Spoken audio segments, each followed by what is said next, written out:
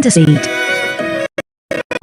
RSMPDT-D high-strain pile bearing tester is mainly used for the testing of high-strain bearing capacity of foundation piles and is compatible with continuous pile driving monitoring and low-strain integrity testing. Complies with a number of standards. RSMPDT-D high-strain pile bearing tester. One device, two uses. Economical and practical, has multiple functions, user-friendly, true and reliable data sampling. Pile driving monitoring, strain transducer installation monitoring, automatic balance adjustment of strain bridge, intuitive result, large capacity ultra-thin battery, instantaneous floating point amplification technology, and industrial-grade capacitive screen. Efficient and convenient sampling. Analysis results by case method. FZV curves and upper and lower traveling wave curves are displayed. Original instant floating point amplification technology. Large dynamic range. High signal-to-noise ratio, taking into account strong and weak signal acquisition without distortion. The balance of strain bridge can be adjusted automatically to reduce the impacts of initial deformation of strain ring on signal acquisition and eliminate the signal zero drift. 9 mm ultra-thin and large capacity battery. Smuggler protected TPU to prevent damages. IP65 dustproof and waterproof design, fearless of the extreme. Professional, capacitive touch screen at industrial level enables smooth operation and fine control. Field analysis results of case method, FZV curve, upstream and downstream wave curve are presented on site. Case analysis software free. RSM CapWAP high strain fitting analysis software, simple operation and reliable results. PDA standard configuration. PDA and PIT standard configuration can be selected according to actual needs. For more details, cases and technology sharing, please pay attention to Signorock official website.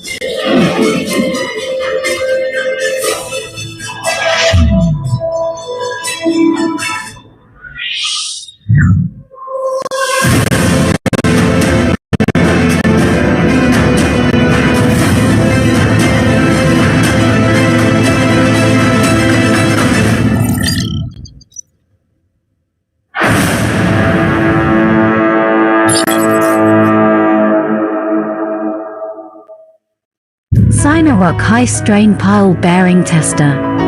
RSM industry pioneer, continuous lead. RSMPDT-D high strain pile bearing tester is mainly used for the testing of high strain bearing capacity of foundation piles and is compatible with continuous pile driving monitoring and low strain integrity testing. The first PDA tester manufacturer in China. Has software patents and complies with a number of standards. RSMPDT D. High strain pile bearing tester. One device, two uses. Economical and practical, has multiple functions, user-friendly, true and reliable data sampling. Pile driving monitoring, strain transducer installation monitoring, automatic balance adjustment of strain bridge, intuitive result, large capacity ultra-thin battery, instantaneous floating point amplification technology, and industrial-grade capacitive screen. Efficient and convenient sampling. Analysis results by case method. FZV curves and upper and lower traveling wave curves are displayed in the field. Original instant floating point amplification technology, large dynamic range, high signal-to-noise ratio, taking into account strong and weak signal acquisition without distortion. The balance of strain bridge can be adjusted automatically to reduce the impacts of initial deformation of strain ring on signal acquisition and eliminate the signal zero drift. 9 mm ultra-thin and large capacity battery. Snugly protected TPU to prevent damages. IP65 dustproof and waterproof design, fearless of the extreme. Professional, capacitive touch screen at industrial level enables smooth operation and fine control. Field analysis results of case method, FZV curve, upstream and downstream wave curve are presented on site. Case analysis software free. RSM CapWAP high strain fitting analysis software, simple operation and reliable results. PDA standard configuration. PDA and PIT standard configuration can be selected according to actual needs. For more details, cases and technology sharing, please pay attention to Sinorok official website. Sinorok high strain pile bearing tester. RSM, industry pioneer, continuous lead. RSMPDT high strain pile bearing tester is mainly used for the testing of high strain bearing capacity of foundation piles, and is compatible with continuous pile driving monitoring and low strain integrity testing. The first PDA tester manufacturer in China of standards. RSMPDT D high strain pile bearing tester. One device, two uses. Economical and practical, has multiple functions, user-friendly, true and reliable data sampling. Pile driving monitoring, strain transducer installation monitoring, automatic balance adjustment of strain bridge, intuitive result, large capacity ultra-thin battery, instantaneous floating point amplification technology, and industrial-grade capacitive screen. Efficient and convenient sampling.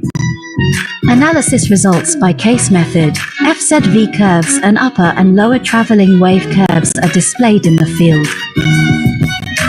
Original instant floating point amplification technology, large dynamic range, high signal-to-noise ratio, taking into account strong and weak signal acquisition without distortion. The balance of strain bridge can be adjusted automatically to reduce the impacts of initial deformation of strain ring on signal acquisition and eliminate the signal zero drift. 9 mm ultra-thin and large capacity battery. Snugly protected TPU to prevent damages. IP65 dustproof and waterproof design, fearless of the extreme. Professional, capacitive touch screen at industrial level enables smooth operation and fine control. Field analysis results of case method. Okay, welcome back. Some students are asking about the certificate, and we will issue a certificate, a training certificate by email. but to who are sign in our list. So please don't forget to sign in, and we will issue the certificate to you after the course.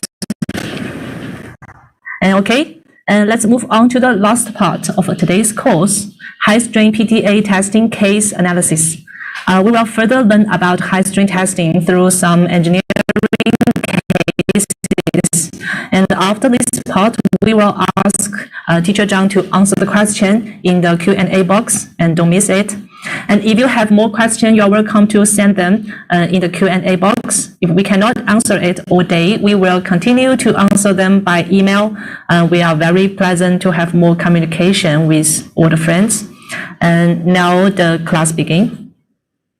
Let's continue with the case study of high-strain. Let's continue with the case study of high-strain PDA testing. From what aspects? It is also explained from the reflection characteristics of measured signals, the display of typical signal curves, and some measured signals of engineering signals. Let's take a look at the measured signal first. What does it reflect? First, whether the F and ZV curves of the instrument can reflect the working effect of the system. Second, whether the F and ZV curves returned to zero can reflect the working state of the sensor and the instrument system. Thirdly, the curves of F and ZV can reflect the distribution of soil resistance. Judge the bearing condition of pile, and check the wave velocity when there is reflection from pile bottom. Fourth, the integrity of pile body can be evaluated according to F and ZV curves. Fifth, the peak value of F curve reflects the maximum hammering force on the pile section at the installation position of the sensor. The peak value of V curve reflects the maximum speed of particle movement at the installation position of the sensor in the period of 0 t 2 c. The separation degree of F and V curves indicates the magnitude of pile side soil resistance. The greater the separation degree, the greater the pile side soil resistance. At t equals 2 c, the separation degree of F and V curves indicates the total soil resistance and pile tip soil resistance, often slightly delayed. The greater the separation degree, the greater the total soil resistance and pile tip soil resistance, often slightly delayed. Downward wave. Separate the incoming wave from the piling system. Upward wave separates the pile soil response. After having the F and ZV curves, we can get the downward wave by adding the force curve and dividing the ZV curve by 2. The upward wave is obtained by subtracting the ZV curve from the force curve and dividing it by 2. Then the downward wave reflects the relationship between the hammering force and time. The upward wave reflects the relationship between the distribution of soil resistance around the pile. Resistance includes the static resistance and dynamic resistance of soil. The peak value in the energy curve, E curve, reflects the maximum transfer energy value. And the peak value in the displacement curve, D curve, reflects the maximum displacement of the pile body. The final stable value reflects the final dynamic displacement of the pile relative to the soil, which can sometimes be regarded as the penetration of the pile body. And the displacement curve is obtained by integrating the velocity curve. Let's take a look at the display of some typical signal curves. We can see that in this curve, the F and ZV curves overlap when they take off. and the peaks also overlap, and then they separate harmoniously after the peaks. In the process of separating, they overlap first and then slowly separate. This is the process of soil resistance slowly coming into play. This kind of separation indicates the size of soil resistance above this depth, which represents the bottom part of the pile. We mentioned earlier that the F curve should be above the ZV curve. And the situation represented by this curve means that the force at the bottom of the pile is very weak. As we mentioned earlier, the sensor should be firmly installed on the pile side and attached to the pile side surface so that the sensor can fully receive the stress wave propagation of the pile. But sometimes because the expansion bolts or other parts are not firmly installed, the force sensor or acceleration sensor will not be installed firmly. At this time, we will find that such an oscillating signal will appear on the force curve or ZV curve, which is caused by the loose installation of the sensor.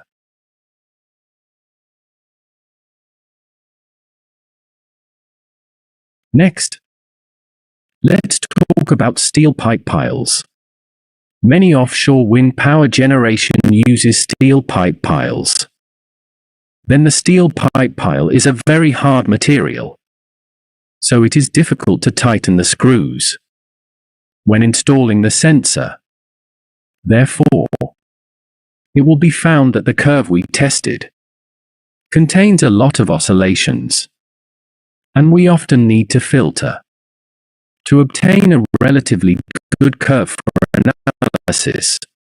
Of course, we should also consider how to install the sensor more firmly on the steel pipe pile. Steel pipe piles are often hammered slowly to the bearing layer with a hammer, which means that we can test the resistance changes of the steel pipe pile during the driving process by monitoring the pile driving. So what problems will arise at this time? There may be a situation with a good curve at the beginning, but with the hammering, the sensor is shaken loose. At this time, be sure to stop the hammering in time, retighten the sensor and continue the test.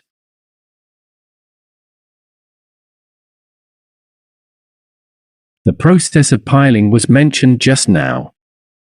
Next, let's see how the curve changes during the piling process, and how the defects become bigger and bigger. At the beginning of the piling, there was a slight flaw, and as the piling progressed, the curve developed to the right. Please note that the defect has changed a lot at this time.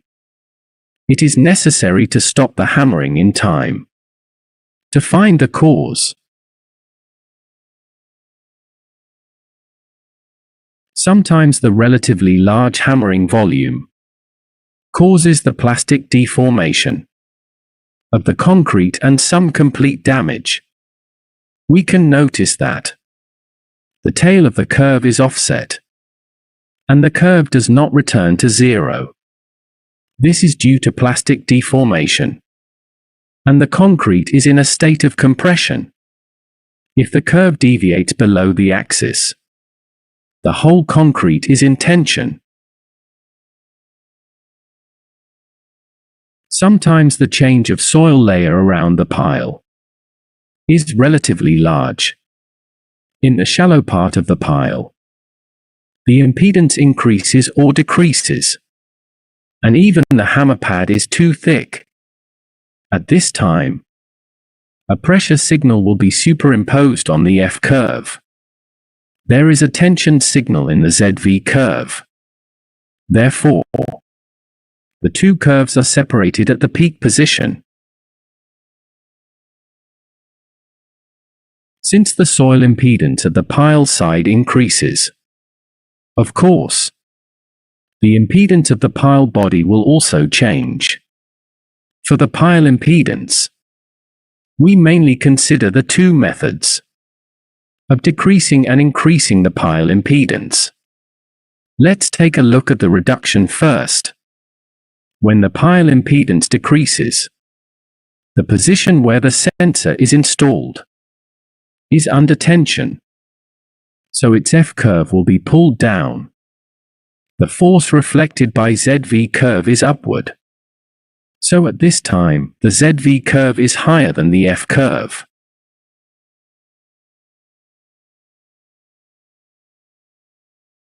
If there is a crack on the pile body near the measuring point, or the sensor is installed on the newly connected pile head, the pile has an interface which is generally weakened, which will cause the ZV curve to be higher than the F curve. And the F curve is difficult to return to zero in the end. If there are serious defects in the shallow part of the pile, the ZV curve will be much higher than the F curve. This is an example. We ignore the uniformity of the concrete of the pile body. What happens if the concrete strength is low at the location where the sensor is installed, compared with the sensor installation position? The concrete strength is low, and the concrete quality of the lower pile body is preferred. So a pressure curve is superimposed on the F curve, and a reverse reflection is superimposed on the velocity curve, and the F curve doesn't return to zero in the end. Like pipe piles and prefabricated piles, they are often welded by multiple stages. If the joint is not welded well, or not welded at all, it is possible to reflect the reflection of the joint position on our measured curve. When we measure such reflection in the high-strain test, we can judge that his joint is poor. This is a pile driving monitoring curve. At the beginning of the test, the whole response was relatively good, and the F and ZV curves were coordinated and separated. However, with the piling process, we can see a defect at the corresponding position. The defect became more and more serious after driving. This is a manifestation that the reflection of the defect becomes larger and larger, with the gradual hammering of the defect. Nowadays, many people do not use the guide frame when testing on site. This is also the reason why the specification requires a stable guide device for high-strain testing. When the guide frame is not used, we will measure the phenomenon of serious eccentricity of hammering. In other words, the sensor on one side is under pressure and the other side is under tension. This is a curve that is expressly prohibited from being used as analysis data in the specification. Of course, there is another situation, that the two curves are in the same direction, but the numerical difference is doubled, which is also an eccentric situation. What does the next piling process reflect? Is the change of soil resistance around the pile. First, when the shallow part is just driven, the soil resistance on the pile side is very small. The pile bottom is virtual, and there is almost no soil resistance. After gradually driving down, the soil resistance on the side of the pile increases, while the soil resistance at the bottom of the pile has not changed for the time being. That is, it is not in place and has not changed much. If we continue to drive down, We can see that the soil resistance at the end of the pile also begins to show slowly, until we finally reach the design position. We can see that the soil resistance on the side of the pile and the soil resistance at the bottom of the pile give full play to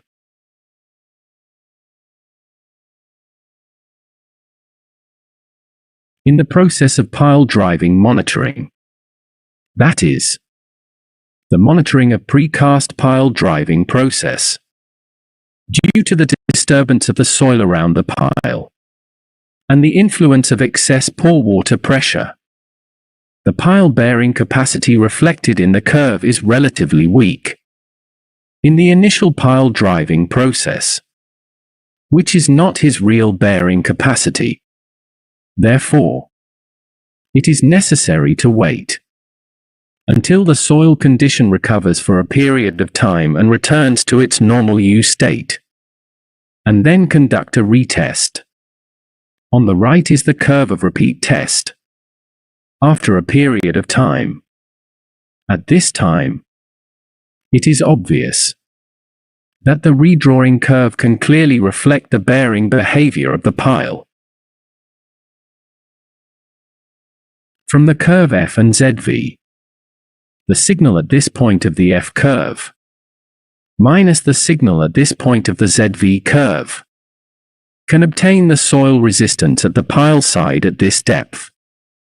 If we look at the upward and downward traveling waves, we can see that the positive peak value of the upward traveling wave is 1/2 of the soil resistance. In the actual process, the soil layer around the pile body is not single. It may be multi-layer soil, and the resistance provided by each layer of soil is different. So this situation can be reflected on the measured F and ZV curves. On the left is our example. Such piles correspond to different soil layers at different soil depths. Assuming that soil layer is in water, we can see that it has no soil resistance. The time obtained by dividing 2 by C. The entire F curve and ZV curve coincide. That is, there is no external force. However, from point A to point B, the soil resistance has a slight effect. We can see that at this time, the soil resistance begins to play a role. When approaching the pile bottom, we can see that the signal at the pile bottom is relatively weak. At present, there are many projects at sea. The upper part of the pile foundation of these projects is in the sea, and the lower pile is in the middle of the stratum. Therefore, we can see that the F and ZV curves overlap in the front part, and the F and ZV curves are not separated until they are in the soil. According to what we said earlier, let's take a look at the F and ZV curves. Here, the difference between the F curve and the ZV curve is very small. That is to say, its soil resistance is relatively small in the upper part, so its lateral resistance is very small. Let's take a look at these two differences. These corresponding differences mean that the soil resistance at the pile side is relatively large, and that at the pile end is also okay. This is the first typical curve. It reflects the state that the side resistance is relatively small, and the end resistance is also relatively small. In this curve, we can see that, although the two curves are separated before this point, F and ZV are basically the same at this point. Therefore, the resistance above this point is basically 0. and only this part of the pile end has soil resistance. Therefore, this is a case where the pile side soil resistance is relatively small, while the pile end soil resistance is relatively large. Next, let's take a look at this curve to see the soil resistance, which is very large. At this position, the two values of end resistance are very small. Therefore, this curve reflects the situation that the side resistance is large and the end resistance is small. You can also take a look at this curve. It is a curve with large side resistance and large end resistance. Let's take a look at some measured signal curves. Show you the signal curve of the sensor that is not firmly installed. There are many burrs on the original curve tested, and many burrs are superimposed on the effective curve. However, since the acceleration curve is finally integrated into the velocity curve, and then multiplied by the wave impedance to get ZV, these burrs may make the subsequent ZV curve more smooth.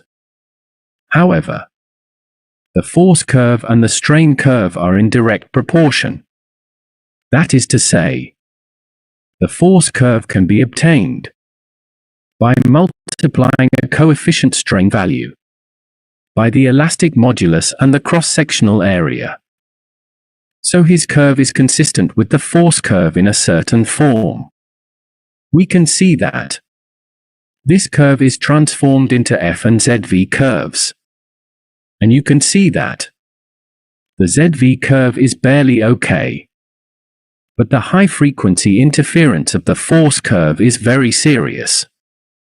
Such high-frequency interference has a great impact on the final analysis of bearing capacity. This is the test signal curve when the sensor is not firmly installed. Next, let's look at the signal of severe eccentric hammering.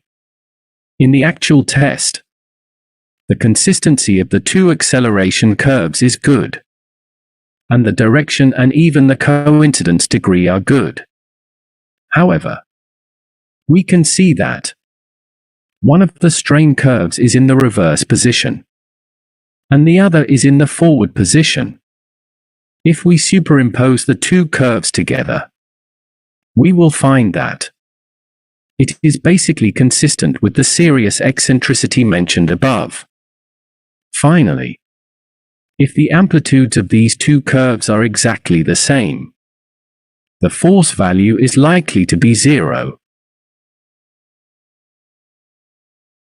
This is a field-measured signal. We can see that the F curve is lower than the ZV curve, and the incident waves are relatively consistent. But the amplitude changes. So this is more in line with the signal condition of shallow defects we mentioned earlier. When there is a defect in the shallow part, the force curve is superimposed with the influence of tensile force, and the amplitude will decrease when superimposed with the original pressure, while the ZV curve is superimposed with a same direction reflection, and the amplitude will increase after superimposing the same direction reflection. This is the case of serious defects in the shallow part.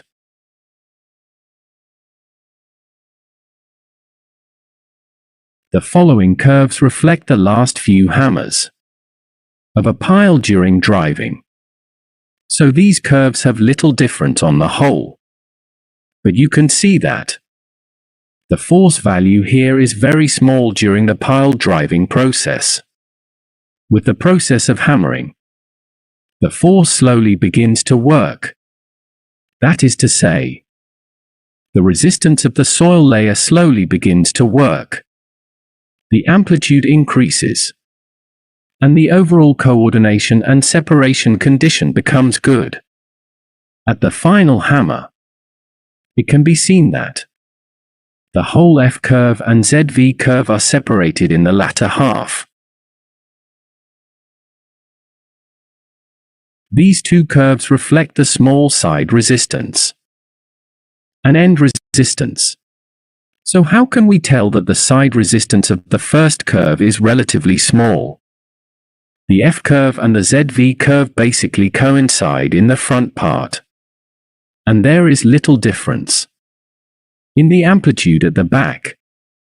The left curve gives us a hint that the pile end resistance is also relatively small, and the right curve reflects that the pile end resistance is not very large. However, it should be noted that the middle of the curve on the right reflects the problem of pile integrity, because there is an obvious reflection state on the ZV curve. Let's look at another curve with less side resistance. Just now we have said that the coincidence of the two curves indicates that the upper soil resistance is very small. But on the whole, the difference between F and ZV is not very big. That is, the difference is not very large, indicating that the lateral resistance is relatively good. But the curve on the left tells us another information. The soil resistance at the pile end is relatively weak, while the curve on the right tells us that the soil resistance at the pile end is relatively large. The curve on the left is the test curve of cast-in-place pile. As the uniformity of concrete at the pile head of cast-in-place pile is not as good as that of pipe pile and precast pile, there is a certain discreteness, resulting in F curve and ZV curve, which is difficult to coincide with the peak value of the first wave. According to such a development trend, assuming that the F and ZV curves are relatively coincident, it will be found that the two curves are relatively close. That is to say, the side resistance is not very large, but the end resistance is okay. On the right is a curve of precast piles. From this point of view, at the farthest position of the F curve and ZV curve, the soil resistance on the left side is not large, because the subtraction value of these two curves is not very large. On the contrary, the value of pile end is very large. This is the signal distribution of soil resistance at different depths. There is basically no soil resistance on the left side of the upper overlapping position, which is a layer of soil. At the turning point of the curve, there is another layer of soil, because the two curves are evenly coordinated and separated, and there is another layer of soil behind. In this way, we can know the approximate distribution of soil layers at various depths. Therefore, through the curve, we can understand the corresponding soil conditions.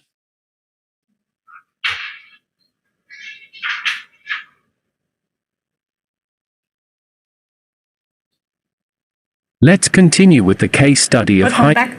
That's all for today's main course. And for time limits, we choose some typical common questions to answer, and other questions will be sorted out after the training course and share with you in the form of documents by email. And let's welcome Mr. Zhang to answer some questions for us. Welcome. 好，那么我们现在看看呢，平时我们在使用高位面的时候，有哪些一些会影响到测试或者其他的一些方面的问题。第一个呢，我们来看一下，就是说为什么硬面环的安装后要监测初始变形，或者说硬面环安装的初始变形监测的重要性。Now, the first question is very important in our daily testing, is why we should monitor the initial deformation after the strain sensor is installed. 首先呢，液面环的安装初始变形，它要求不能太大，否则会影响测试的液面信号和转换的力信号。当液面环安装的初始变形太大时，实际的装声变形量叠加在初始的变形上，使测试的信号与实际的情况存在较大的偏差，且液面最终的信号无法归于基线，仍然保留了初始状态、初始变形上的偏差，对后续的分析会产生较大的影响。The initial deformation of the strain sensor should not be too large.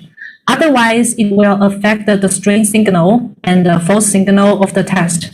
When the initial deformation of strain sensor is too large, the actual pi deformation is superimposed on this initial deformation and making the test signal deviate greatly from the actual situation. And the final strain signal cannot be attributed to the baseline, and the deviation on the initial deformation is still retained. And it will have a great impact on subsequent analysis. 那么我们再看另外一个，为什么高液面现场测试的时候要采用重锤低击的方式？也就是说，我们所说的重锤低击，它有哪些优点？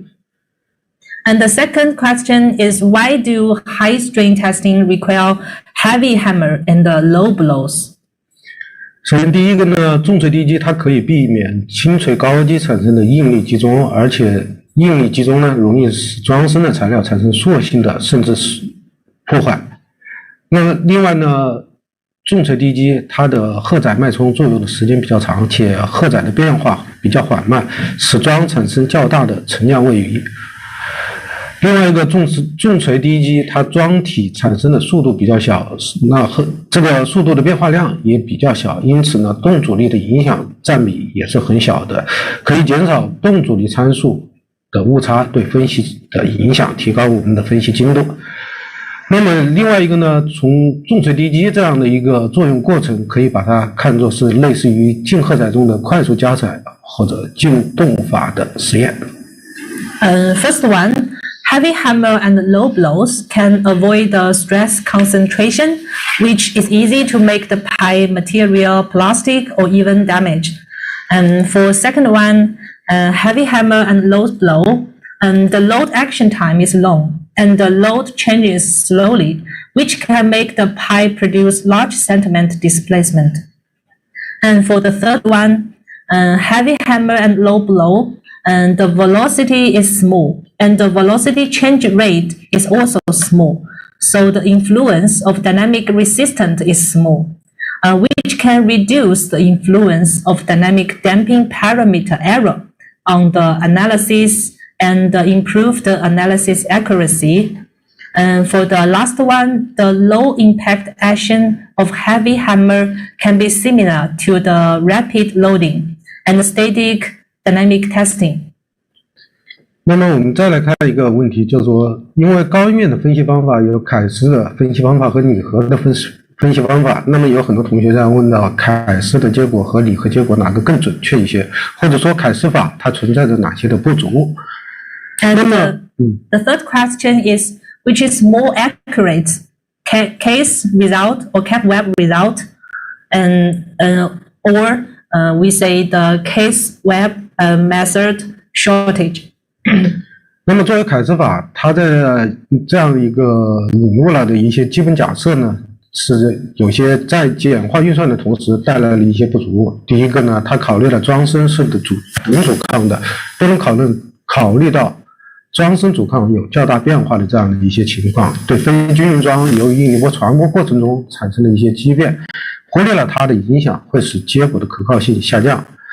另外呢，凯斯法它只考虑了装底的动阻力，忽略了装侧土的动阻力。对于装侧摩擦力较大的装，这样的装侧土阻力较大的时候，它这个 analysis accuracy。然后螺阻力呢，凯斯法考虑的是保持不变的状态。对于长摩擦桩，在装底反射的之前，装身上部土单元可能已经出现了卸载的情况。如果不考虑卸载，会低估了桩的承载力。第四个呢，作为凯斯法中间的一个人为因素 JC 值，它对结果的影响比较大。它呢具备了 JC 值呢是有一些地区性的经验系数，这个取值的人为因素较多，且地质报告呢不能准确的对这样一个计算结果，就说对这样一个 JC 值进行一个取值的合理的选择，所以对计算结果的影响也会产生较大的影响，需要通过动静对比的这样一个实验来进行确定。然后凯斯法呢，它的理想的就说模型是理想刚硕型的这样一个模型，它与实际的情况有较大的区别，而且它忽略了土的这样一个加载的这样一个过程。所以相比于凯斯法的这样一个分析结果，拟合的分析它考虑了更多的因素，所以拟合分析的结果更准确一些。Compared with case method, CAP-web analysis is more accurate because case method has many shortages. The first one, the pi body is of equal impedance, and the situation that the pi body impedance changes greatly cannot be considered. If the distortion of non-uniform pi is negatively due to the stress wave transmission, the reliability of the results will be reduced. And for second one, only the dynamic damping of the pi bottom is considered, and the dynamic damping of the pi side soil is ignored. For the pi with large pi side friction resistance, the pi side soil damping is large, and the pi side soil damping cannot be ignored. For the third one, the frictional resistance remains unchanged. For long friction pies, the soil element on the upper part of the pie may have begun to unload before 2L divided by C, and the bearing capacity of the pie will be underestimated if unloading is not considered. For the fourth, JC value has a great impact on the results. The value is a regional experiments coefficient. There are many human factors in this value, and the inaccurate geological report will have a great impact on the calculation results, which should be determined through dynamic and static comparison test.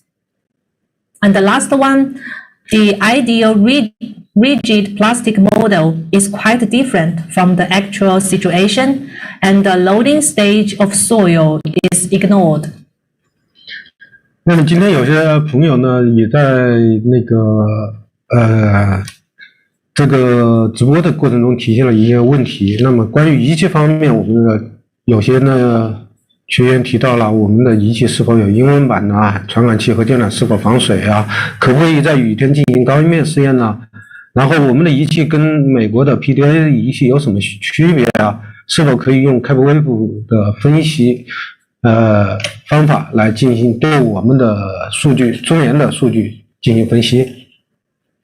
Some friends ask some question about RSM PDT instrument question. For example, did your system also comes in English language? Are your sensor and campus are waterproof, water resistant, and any difference between high strain PDA and other PDAs? And can we matching Cinerock PDA file using CAP-web? And can we do high strain in rain? 那么我们这里给大家给一个明确的答复吧。作为我们的中研的 RSM PDT-D， 它是有英文版本的，我们的仪器和传感器都是防水的，满足 IP65 等级的要求，所以你们这边呢是可以在雨天进行检测的，但是不要在很大的雨的状态下进行使用。这个呢，不管对测试人员也好，对现场的测试也好，都会造成一定的影响。那么 RSM 高音面的仪的功能，从高音面这个方面来说，跟 PDA 是一致的，它是适用于美标的，并且呢，我们的高音面，就说中研的高音面的仪器，它不仅能够满足高音面测试的要求，也兼具备了低音面检测的功能。这一点呢，是美国的 PDA 仪器是不能满足的。为了方便客户的使用，我们在软件上都提供了一个把我们的数据格式转换成美国 PIT 的这样一个数据格式的过程，所以用美国的 TypeWeb 软件可以对我们的数据进行一个拟合分析。RSM PDTD has English version, and our instrument and sensor is waterproof, IP65. So you can do the high strain testing in rain, but not very heavy rain. RSM PDTD has the same function with PDA, and it is applicable to a ASTMD standard. And also our RSM PDTD can also do low strain testing. And this is the function which PDA doesn't have. And for your convenience, our analysis software can transfer the data to PIT format. So you can using the CapWeb to analysis RSM data.